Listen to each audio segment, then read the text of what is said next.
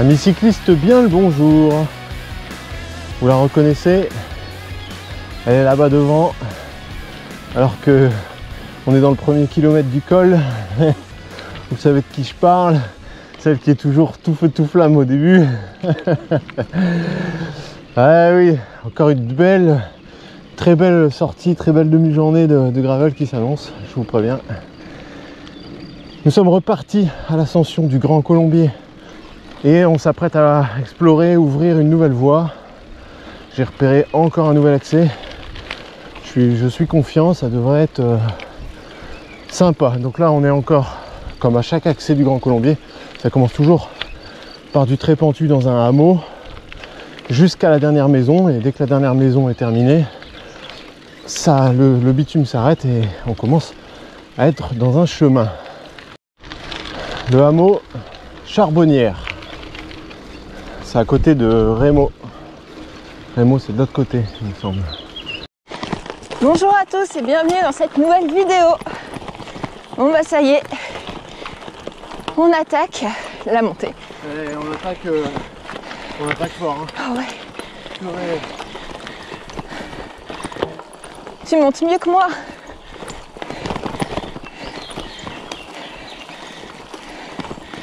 Bon, le début, le pied est très costaud, très raide, je vais pas vous mentir. Mais bon, on le sait, hein. On a l'habitude, le Grand Colombier, c'est toujours comme ça au pied. Et c'est pas moche, hein.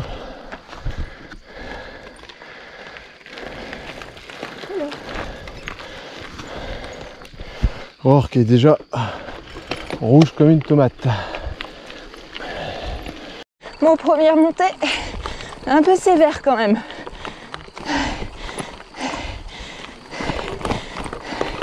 Mais on arrive sur une belle plaine qui continue de monter, certes. Dommage, je vois pas le paysage avec l'herbe. Je devine la montagne au loin. Je pense pas que vous la verrez. Trace réservée aux initiés. Ne venez pas là si vous n'avez jamais fait de montagne de votre vie. Vous allez me maudire. Faut avoir l'habitude quand même. Oh, elle essaie sa lucidité en bas. Parce que là, elle fait n'importe quoi. Elle prend toutes les mauvaises lignes. D'énormes difficultés là à lire le terrain. Tu vois là, t'es pas passé au bon endroit. C'était de l'autre côté qu'il fallait passer. Et je le vois qu'elle ne sait pas lire le terrain. Pourtant d'habitude elle est bien meilleure. Parce qu'il y a des endroits où vous roulez mieux que d'autres. Vous voyez là à droite, c'est pas bon ça. Là on voit que c'est un peu plus damé. Là le caillou est beaucoup trop fuyant. Et ça vous avez une seconde, 2 secondes pour vous décider et prendre la bonne ligne.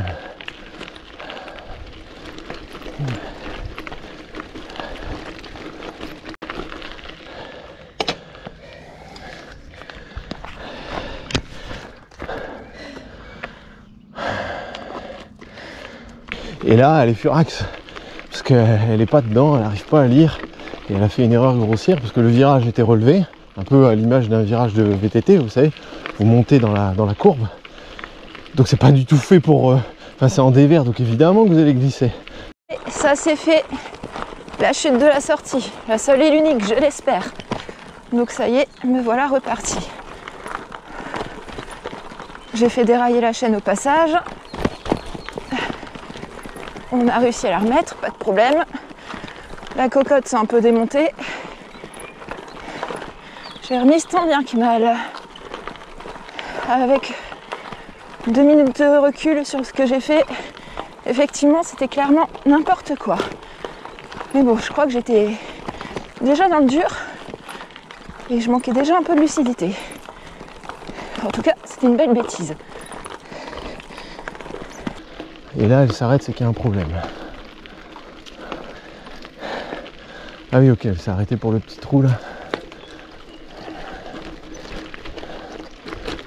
Ok. Donc voilà, en fait là, il y avait un petit trou de rien du tout.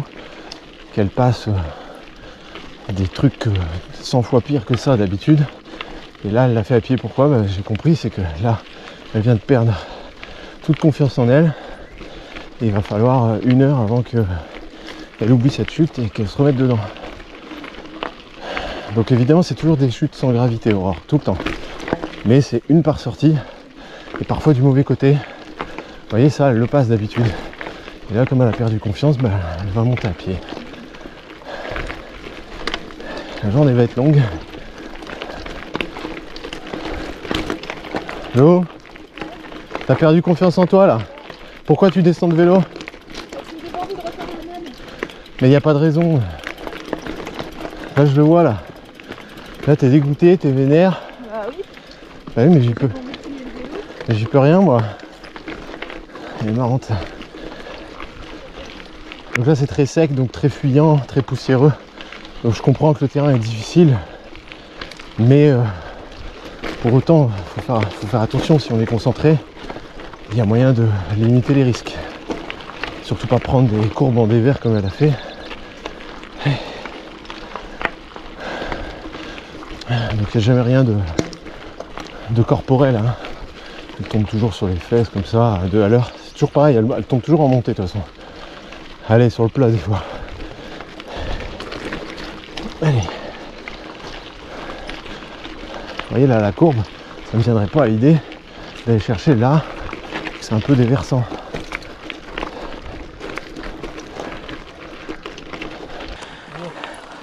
Ouais. Le problème c'est les bidons. Ah, je suis fumée. Et comme j'ai perdu confiance, j'ose pas le tenter.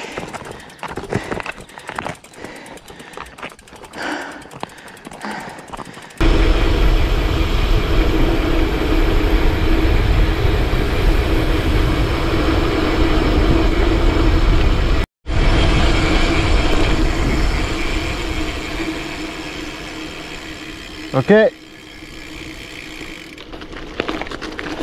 Doucement les graviers. Donc après avoir fait plusieurs kilomètres dans le chemin, technique et pentu, le chemin rejoint la départementale qui monte le col de la Biche dans une épingle. Donc là vous, en sortant du chemin, vous prenez à droite dans la descente du col de la Biche et vous descendez tout pile 1 km. En fait attention, on prend vite de la vitesse, vous pouvez vite atteindre 70 km/h et c'est une ligne droite quasiment. Et à l'épingle suivante, il y a un chemin qui remonte. Et donc là on a repris le second chemin blanc qui va nous monter sur une variante de GTJ là-haut. Et donc c'est reparti pour l'ascension. Donc ne ratez pas le chemin, il est dans l'épingle. Vous arrivez vite, vous faites très attention pour traverser la route dans l'épingle aux voitures qui montent. Et vous faites très gaffe aussi lorsque vous allez passer sur la jonction bitume-gravier. Parce que là, au moment où vous arrivez sur le gravier, un petit peu dans le virage, vous pouvez très facilement perdre l'avant et tomber. Comme Aurore, qui tombe absolument sans raison là. C'est quoi la raison là? Quoi? Mais là il n'y avait rien du tout là. Là par contre c'est un mystère, je ne sais pas pourquoi elle est tombée.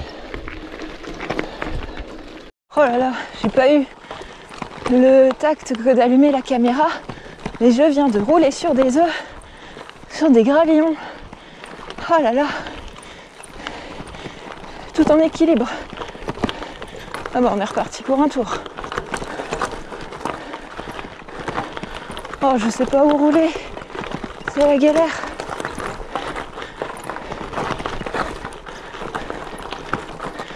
Ah, comme je suis pas à l'aise sur ça.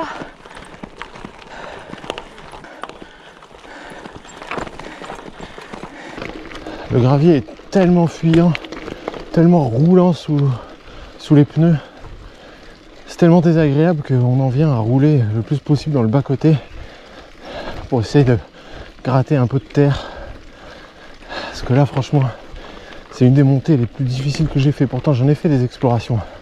Enfin, difficiles. Comme je vous ai dit, musculairement, ça va. Mais techniquement et au niveau du rendement, horrible. Alors peut-être aussi que c'est parce que le gravier est tellement sec qu'il n'y a plus rien qui tient et tout part sous les roues. sans hésitation la montée la plus dure qu'on ait fait. Hein. Et le revêtement, le gravel le plus horrible qu'on ait fait. Hein. C'est pas roulable. Hein. Moi j'y arrive parce que j'ai les pneus de 47. Avec les routes 650, mes primales. Je pense que si j'avais été avec les 700 et les pneus de 40, j'aurais galéré tout autant qu'Aurore. Donc Aurore, depuis la chute à la première épingle, a perdu toute confiance et préfère passer toutes les épingles à pied. Mais il n'y a pas besoin de te justifier, je suis d'accord avec ça, il n'y a pas de problème, relax. Je sais que là-haut la vie est magnifique. Donc vraiment je me raccroche à ça. Puis bon, si ça va pas, je pousse. Hein. Je vais vous dire. Et puis après. Ça passe. Hein.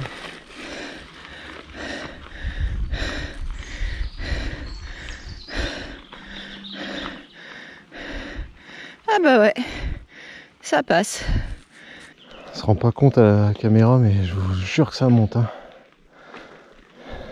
Allez, souris. Ouais, souris forcée là. Si les données sont exactes, on a monté 1000 mètres. La sortie en faisant 1700, il reste plus que 700. On a passé la moitié du D+ de la journée. Ok. Ça fait plaisir ça. Savoir que tu as passé la moitié.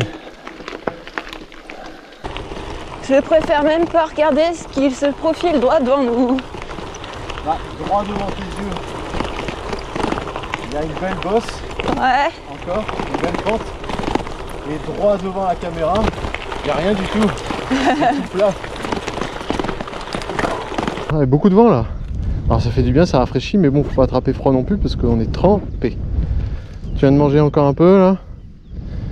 On nous a demandé en commentaire qu'est-ce qu'on prenait. Bah, vous voyez, aujourd'hui, comme on avait de la place dans les grosses sacoches et qu'il restait quelques tranches de pain d'épices à la maison, et bah, voilà ce qu'on a pris. On n'a pas pris que ça, hein, évidemment, mais c'est l'exemple parce que je vois qu'Aurore était en train de le terminer. La phrase du jour d'Arnaud. Allez, on va pouvoir se refaire la cerise. Non, mais c'est quoi cette expression? Se refaire la cerise? J'ai jamais entendu ça. Non. Alors déjà, c'est pas la phrase du jour. Et je lui dis ça parce qu'il y avait un plat. Ouais. Je lui dis, allez, on accélère, ça va faire du bien. On va pouvoir se refaire la cerise.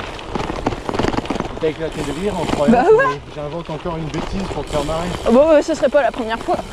Bah, dites-le en commentaire. Ça existe hein, dans l'expression, c'est pas une blague. Hein. Bah alors là, je demande à voir. C'est parce qu'on est en train de rouler, hein, sinon je regarderai déjà sur Google.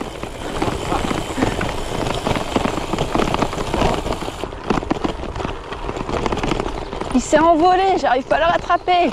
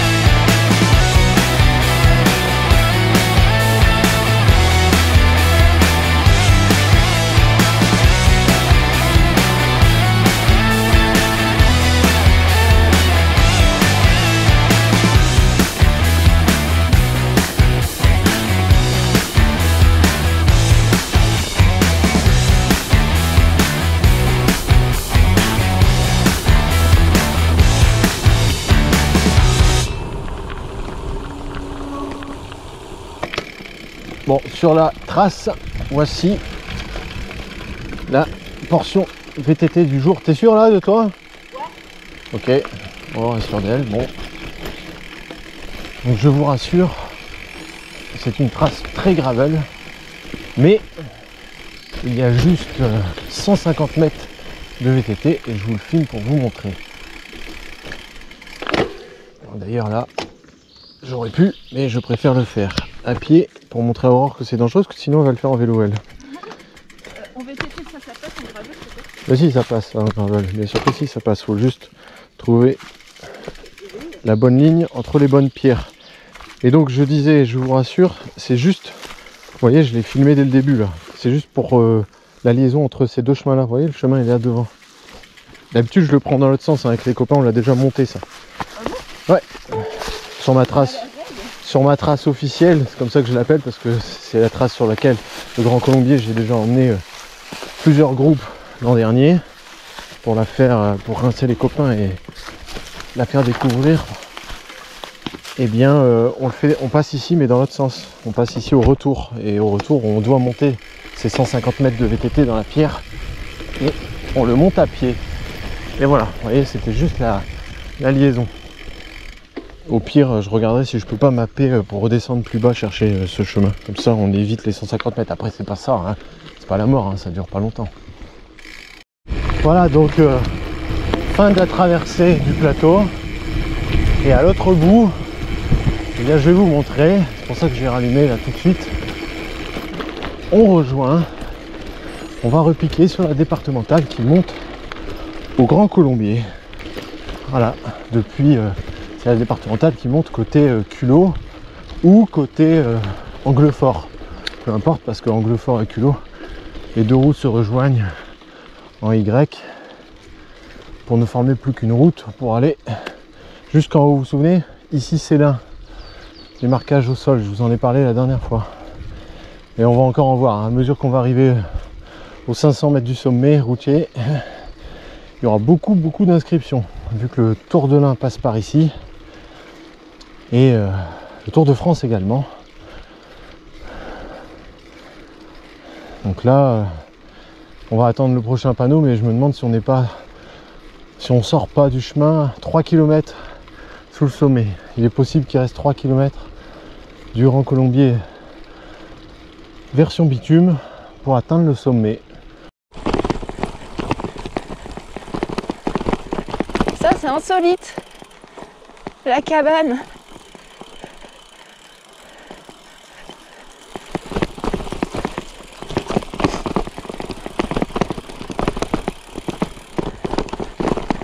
Ah c'est beau hein.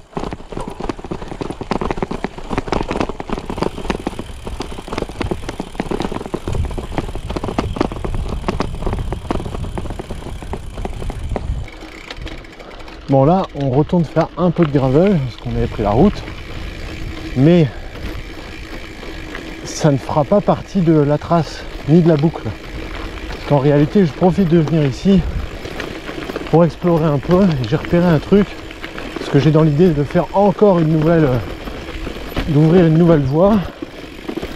J'ai repéré un chemin qui part de Artemar, vous regarderez sur la carte. Et là rien à voir, ce serait la première fois que je trouve un chemin pour monter le Grand Colombier gravel sur l'autre versant en fait. Donc vu qu'on y est, j'ai dit oh bah vas-y on va pousser un peu un aller-retour, donc on fera demi-tour quand on en aura marre dans ce chemin pour voir un peu ce que ça peut donner, voir si c'est séduisant, et si c'est bien bah, je reviendrai mais depuis le bas de l'autre côté. Donc ça fera pas partie de la boucle que je publierai pour vous la partager. Ça sert à rien de vous emmener là-dedans, c'est juste là pour mon compte personnel. Petit bilan. La montée un peu compliquée, on va pas se le cacher. Bah après franchement ça a été. Hein. Donc elle était fort technique. En termes de pente c'est vrai que ça allait, mais ça a bien demandé de l'énergie quand même. Et puis bah, après sur le plateau c'était top. Les sentiers franchement, les toboggans j'ai adoré. Je l'ai eu un peu dur sur la fin parce que J'avais les jambes bien entamées quand même, mais c'était top. Et puis là, c'est une belle surprise, hein, ce petit chemin. Ouais, donc, c'est pas la trace, hein, ça. Non, non, ça c'est une petite extension. Ça, c'est ce que j'ai voulu aller voir au bout de la prairie. Là. Mais c'est sympa. Oui, c'est bien, oui. C'est sympa. Donc, non, bonne sortie. Puis bah, là, on va poursuivre tout doucement. On va reprendre la route pour finir la montée. Et puis, on va filmer. Donc, nous, on vous dit au revoir ici, en espérant que ça vous aura plu. Et puis, bah, on se dit à la prochaine. 2 km 5, 2 km 8 d'ascension là. Donc on termine par le bitume. Bitume que moi je connais très bien parce que je l'ai monté maintes et maintes fois en jeu de route. Et Aurore, c'est son premier grand colombier. Elle n'a pas choisi la version la plus facile. Hein. En fait, en réalité, elle n'a rien choisi du tout. J'ai choisi pour elle. Ça la fait rire, je l'entends. Et c'est surtout qu'elle a fait la version gravel, donc chapeau. Même si elle a mis pied à terre, on s'en fout ça. Donc c'est très bien. Et là, on termine par le bitume. Je vous avais dit, hein, toutes les inscriptions Pinot. Tout à l'heure, on avait Roglic. Ici, Célin. We are the Tour. We are le Tour. Ah, il y a beaucoup de choses décrites. Et là-haut, encore plus. Je vous filme un petit peu de la montée, pas tout. Parce qu'il n'y a pas grand-chose à voir non plus. La vue est plutôt derrière nous. Je vous filme le sommet. Bon, on fera peut-être sa photo devant le panneau du col. Et puis j'essaye de vous faire la vidéo de la descente seulement la fin de la descente quand on aura vu sur le Rhône et sur le lac du Bourget, parce que sinon ça descend dans la forêt, il n'y a pas grand chose à voir parce qu'on va descendre par le bitume nous. Beaucoup trop dangereux de descendre par là où on est monté, dans les cailloux fuyants, trop dangereux et aucun plaisir. Vous allez juste le subir, ça sert à rien. Donc non, on descend le bitume. De toute façon, on a assez donné gravel comme ça pour aujourd'hui. Donc là, nous avons monté 1470. Donc il reste encore jusque là-haut à faire là. Les 2 km d'ascension. On est à 37 km. Parce qu'on a exploré un peu. Et il faudra ajouter 10-15 km de la descente. Donc oui, ça fera 60 bornes comme prévu à peu près. Ok, allez, laissez un commentaire, dites-nous ce que vous avez pensé et n'oubliez pas, soyez patients. Je publierai l'article du blog Origine lorsque ma trace y figurera. Je vous le publierai sous l'onglet communauté YouTube ou sur mon Facebook. Pour ceux qui s'intéressent de récupérer le GPX. Allez, à la semaine prochaine. Ciao!